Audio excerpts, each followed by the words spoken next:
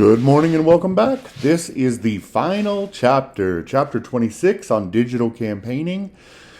Unfortunately, it's probably also the longest video I'm going to make, given how long my notes are on this chapter. So just stick with me and we'll get through it. All right, digital campaigning. We've discussed before the sort of fourth wave of campaigning, the sort of internet age and big data age of campaigning. There are three characteristics, right? The first is targeting, the idea that you'll be able to target particular voters or voting groups with particularistic messages. The second idea of the fourth wave of campaigning is decentralization. The idea that disseminating political messages has become far more affordable and practical, not just for the party organization, but for individual candidates, for advocacy groups, and even for individual citizens. And the third is interactivity. This is the idea that citizens can now, through these sort of social media platforms, interact directly with politicians and parties. Obviously, this is not really panned out, right? Most of these platforms are very static, right? And so we have not actually seen much of this interactivity theory actually pan out in real life. Parties and candidates are very unlikely to open their websites to sort of open communication and argumentation, right? Because you're likely to get a lot of trolls. It could be very problematic, right? So we haven't seen that. But this leads to some questions, right? We have three major questions we're going to try to answer in this chapter. The first is, does the internet mobilize voters? So theoretically, why would it motivate voters, right? There's a lot of reasons.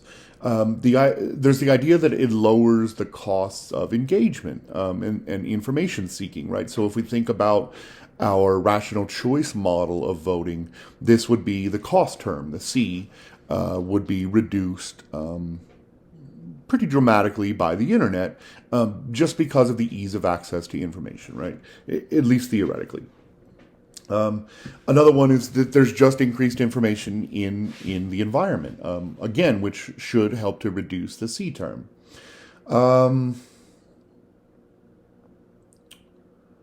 Let's see. There's the idea that you'll have sort of advanced networking capabilities as a citizen. This will be able allow you to sort of develop a network of like-minded individuals, at least sort of ideologically and politically, and that this should strengthen your feelings of efficacy. And we know that the more efficacious a citizen feels about sort of his effectiveness in politics, how important his vote is, the more likely they are to vote, right? Then you have enhanced targeting. The internet should allow for more efficient marketing by political parties and candidates to actual individual voters, and this should allow the parties or the candidates to sort of nudge voters to the polls. And then finally, there's a theoretical generational boost, where young voters are the most likely to interact with these tools, and so you should see a boost in youth voting in particular. Unfortunately, the reality is a lot more bleak than the theoretical underpinnings, right?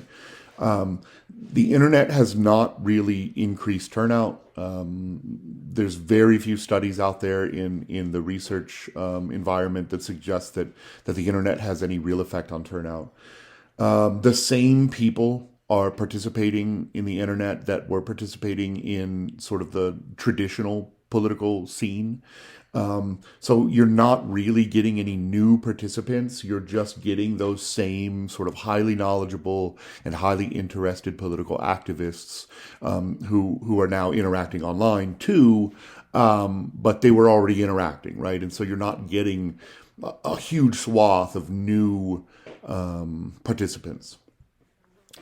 They do find some small effect for youth participation. So in that sense, that theoretical underpinning has some statistical foundation. Young people do tend to interact with the internet more. And so we do see a very small nudge of increased participation and increased voting amongst youth. We also find that, okay, in the rare circumstances that internet sort of contact and participation gets kicked off,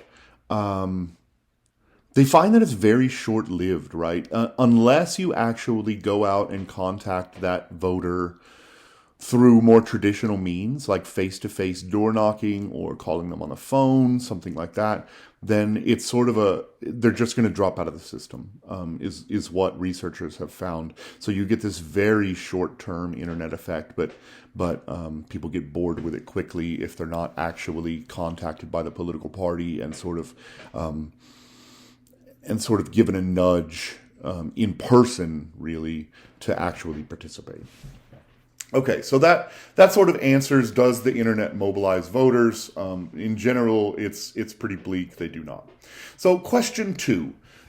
If it's not mobilizing voters, is it leading to greater polarization in our societies? And again, there are numerous reasons theoretically why internet usage might lead to greater polarization in our political societies. The first is that the internet has increased the supply of partisan information in the system, right? You've got a near infinite number of people out there commenting, posting, creating content about politics. You can find it pretty much anywhere, people sort of forwarding this information or tagging you to these posts. So the supply of partisan news, not sort of edited, mediated news, has increased wildly in the system. And so the thought is that will actually increase polarization in the system. The second is that internet exacerbates this selective exposure problem. We've talked about this before, where you sort of filter incoming information based on your predisposed ideological dispositions. And the suggestion is that the internet just makes this worse, right? Because you're tied into a certain group of people, right? Your peers are likely to share your ideological vision. The algorithms in these platforms are likely to just feed you information that sort of supports your ideological perspective. And so you get this exacerbation effect. Okay, so we talked about that. Networks and filters make selective exposure worse, right? You can sort of filter disagreeable content through these social media apps. You can block people who you disagree with.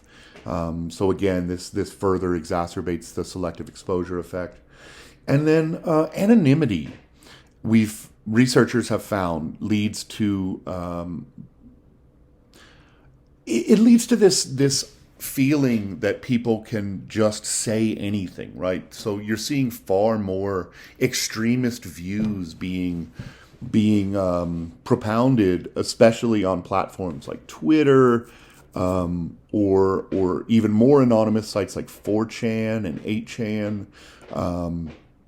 And some of this stuff is really dark, right? Violent, hateful, racist, sexist, misogynistic. So we're seeing a rise in this sort of content, and the concern is that the more people see this stuff, the more normalized it becomes, and the more they feel like it's okay to support this kind of garbage. And so anonymity theoretically should lead to greater polarization, right? Some of the problems with these theories. Polarization started long before the internet, right? Polarization really kicked in sort of the late 70s and early 80s with the rise of Ronald Reagan and sort of the shift toward more polarizing politics, less sort of economic politics, and more sort of social wars. So polarization is not a new thing, and it wasn't jump-started by the internet. There's some research that suggests the opposite of what the theories would say. That social media groups tend to be much larger than your sort of in-person groups, your in-person network. Your social media network is likely to be far larger and far more ideologically diverse. Is sort of the suggestion, and that there has been some research and some statistical evidence that suggests that you're actually more likely to be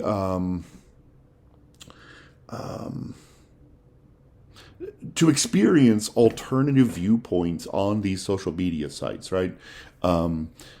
Because there's so many people in your network. So it's an interesting counter argument.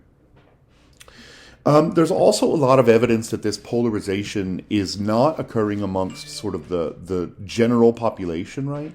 But that the statistical evidence shows that it's actually occurring amongst the most ideologically informed people, the people who are already sort of polarized and ideological and informed and activist. Those people are more likely to become even more polarized.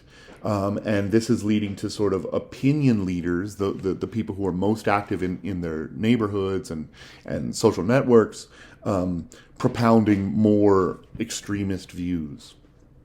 Okay, so this leads to the final question. Question 3. Have political parties actually benefited from the internet? And there's this idea of normalization or equalization. The equalization theory suggests that the internet should actually help smaller third party, sort of extremist parties relative to large parties, right? And the idea is that there's a decline in the importance of mainstream media that generally covers the main political parties, and that building networks and sort of creating contacts between people who would support these smaller parties becomes easier with the advent of the internet because they're able to sort of reach each other in new ways. The data, unfortunately, says that equalization theory is for the most part largely unsupported, that large parties simply have more resources and know-how for their internet campaigns. But normalization has been effective for two particular types of small parties. The green parties, so you've seen a rise of green parties in Europe, especially in Scandinavia, like Netherlands, Finland, Sweden, but also in sort of more centrist European countries like France and especially Germany. And then you're also seeing the rise of far-right parties. And there's a couple reasons for this. First of all, far-right political activists and media influencers tend to be very skeptical of mainstream normal media, right? And so they're sort of pushed towards the fringes of the internet. They also tend to opt for anonymity and secrecy, which pushes them towards, again, more internet activism than more sort of in-person activism.